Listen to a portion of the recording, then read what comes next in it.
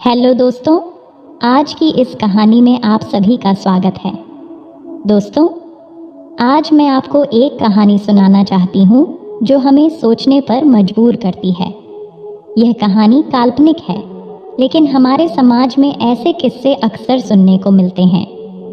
बस हमें ज़रूरत है ऐसी बातों को समाज के सामने लाने की, ताकि किसी भी बहन बेटी की इज्जत ऐसे लोगों से बची रहे और उन्हें उनके किए की सज़ा मिल सके।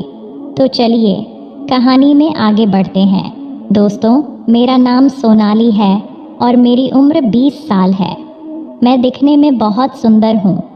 ये बात उस समय की है जब मेरे स्कूल में गर्मी की छुट्टियाँ हो गई थीं। तो मैं अपनी दीदी के घर छुट्टियाँ बिताने आ गई।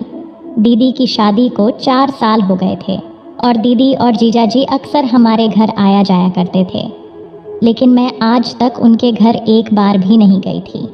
दीदी और जीजाजी दोनों स्कूल में पढ़ाते थे, लेकिन दोनों अलग अलग स्कूल में पढ़ाते थे। मुझे दीदी के घर आए आज 10 दिन हो थे। एक दिन मैं घर पर अकेली थी तो जीजाजी ने अचानक स्कूल से जल्दी वापस आ गए। मैं मोबाइल पर रील्स देख रही थी तो जीजाजी मेरे पास आकर बैठ गए और बातें करने लगे। पिछले एक हफ्ता में मैं जीजाजी के साथ काफ़ी घुल मिल गई थी। तब अचानक जीजा ने मुझसे पूछा कि क्या तुम्हारा कोई बॉयफ्रेंड है। मुझे उनकी बात सुनकर थोड़ा हैरानी हुई, लेकिन थोड़ा सोचा। फिर थोड़ा सोचने के बाद मैंने कहा, अभी तक तो नहीं, लेकिन मेरे दोस्त का एक भाई है जिसे मैं पसंद करती हूँ। तब मैंने देखा उनके चेहरे से हंसी जैसे गायब हो गई थी। फिर उन्होंने बहुत गुस्से भरे अंदाज से पूछा, क्या तुम दोनों ने कभी एक दूसरे के साथ समय बिताया है। इस सवाल से मैं थोड़ा घबरा गई और मैंने बिना कुछ बोले ना में सर हिला दिया। तब उन्होंने कहा, अब तुम बड़ी हो रही हो, इसीलिए तुम्हें भी किसी लड़के के साथ की ज़रूरत महसूस होती होगी। उनकी इस तरह की बातें सुनकर मेरे दिल की धड़कन बढ़ गई और मैं थोड़ा डर गई थी। लेकिन फिर मैंने सोचा, शायद वो मेरे बारे में और कुछ जानना चाहते हों। तब जीजाजी अपनी जगह से उठकर जाते हुए बोले कि अगर मैंने तुम्हारी दीदी से पहले तुम्हें देख लिया होता तो मैं तुम्हारी दीदी से कभी शादी न करता। इतना कहकर वो किचन में चले गए। उनकी यह बात समझने में मुझे थोड़ा टाइम लगा, लेकिन मैंने सोचा शायद वो मजाक कर रहे होंगे। लेकिन उनकी बातें मुझे सोचने पर मजबूर करने लगी। इतने में डोरबेल बजी तो दीदी भी वापस आ गई थी। मैंने दरवाज़ा खोला तो मेरी उतरी हुई चेहरा देखकर दीदी ने पूछा, क्या हुआ, तुम ठीक हो। मैंने दीदी से कहा, हाँ सब ठीक है, बस कल रात मैं ठीक से सोई नहीं। फिर कुछ दिन ऐसे ही गुजर गए। एक दिन मैं थोड़ा लेट से सोकर उठी तो देखा दीदी अपने स्कूल के लिए निकल चुकी थी। मुझे लगा शायद जीजाजी भी चले गए होंगे, तो मैं फ्री होकर किचन में जाकर अपने लिए चाय बनाने लगी। तभी अचानक जीजाजी पीछे से आए और कसकर मुझे पीछे से पकड़कर अपनी बाहों में ले लिया।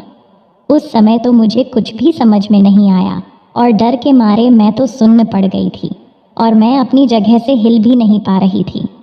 इससे पहले कि मैं कुछ संभलती, उन्होंने मेरे गाल पर एक केस कर लिया और मेरे बदन के हर हिस्से पर अपना हाथ फेरने लगे। तब मैंने एक गहरी सांस ली और अपने आप को संभाला और उन्हें पीछे की तरफ धक्का देकर खुद से दूर कर दिया। उन्होंने दोबारा मेरे करीब आने की कोशिश की तो मैं ज़ोर ज़ोर से चिल्लाने लगी। उन्होंने अपने एक हाथ से मेरा मुंह बंद कर दिया और दूसरे हाथ से मेरे दोनों हाथ पकड़कर बोले, बहन को या किसी को भी इसके बारे में कुछ भी बताया तो मैं तुम्हारी बहन को तलाक दे दूंगा। मैं इन सब बातों से काफ़ी डर गई थी। मैं नहीं चाहती थी कि मेरी वजह से दीदी का घर बर्बाद हो, इसीलिए मैंने दीदी को इस घटना के बारे में कुछ भी नहीं बताया। उस रात मैं ठीक से सो भी नहीं पाई। अगले दिन मेरे जीजाजी और दीदी दोनों स्कूल चले गए थे। उस रात मैं अपने कमरे में लेटी हुई थी तथा सोने की कोशिश कर रही थी। तभी मैंने देखा कि कोई मेरे रूम का दरवाज़ा खोलकर सीधा अंदर आकर मेरे साथ बेड पर लेट गया है। मुझे समझने में 1 मिनट भी देर नहीं लगी कि यह मेरे जीजाजी ही थे। मुझे जीजाजी की बात याद थी जो उन्होंने मुझसे कहा था। इसी डर की वजह से मैं कुछ कर भी नहीं सकती थी। कहीं मेरी वजह से दीदी का घर बर्बाद ना हो जाए। फिर जीजा जी ने मेरे पास आए और बोले, मैंने तुम्हारी दीदी को नींद की दवाई पानी में मिलाकर दे दी है, इसीलिए वो अब सुबह तक जाग नहीं पाएगी। मैंने जीजा जी से हाथ जोड़कर कहा, प्लीज़ आप मेरे साथ ऐसा ना करो। लेकिन उनके सर पर तो उस समय कुछ और ही सवार था। उन्होंने मेरी एक नहीं, मैं मिन्नतें करती रही, लेकिन उन पर इसका कोई असर नहीं हुआ।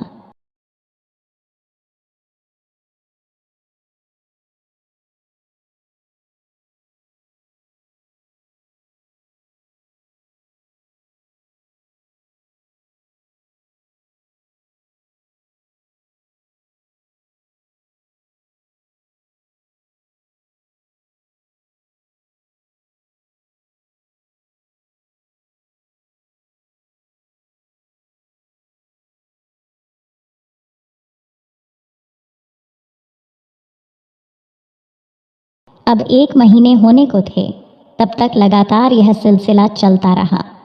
फिर एक दिन पता नहीं कैसे दीदी मेरे पास आई और उसने कहा, तुम्हारे और जीजा जी के बीच क्या चल रहा है?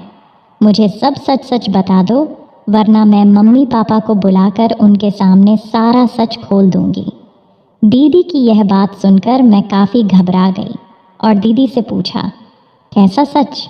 तब दीदी ने कहा कि तुम्हारे और तुम्हारे जीजा जी के बीच यह सब क्या चल रहा है। मैं दीदी की बात सुनकर काफ़ी डर गई और दीदी से गले लगकर रोने लगी। फिर दीदी ने प्यार से मेरे सर पर हाथ फेरते हुए दोबारा पूछा। तब मैंने दीदी को सब कुछ सच सच बता दिया, जो भी जीजा जी ने मेरे साथ किया था। तब मैंने दीदी से पूछा, लेकिन आपको इस सब के बारे में कैसे पता चला? तब दीदी ने बताया कि काफ़ी दिनों से उन्हें हर सुबह उठने के बाद बहुत कमज़ोरी महसूस होती थी और वह कोई काम भी ठीक से नहीं कर पा रही थी। फिर वह डॉक्टर के पास गई और डॉक्टर ने टेस्ट करवाए। तब उन्हें पता चला उन्हें काफ़ी दिनों से लगातार नींद की दवाइयाँ दी जा रही हैं। तब मैंने तुम्हारे जीजा जी के स्कूल में पता किया, तो वहाँ से पता चला कि तेरे जीजा जी हर रोज़ किसी न किसी बहाने से छुट्टी लेकर जल्दी से घर वापस चले आते थे।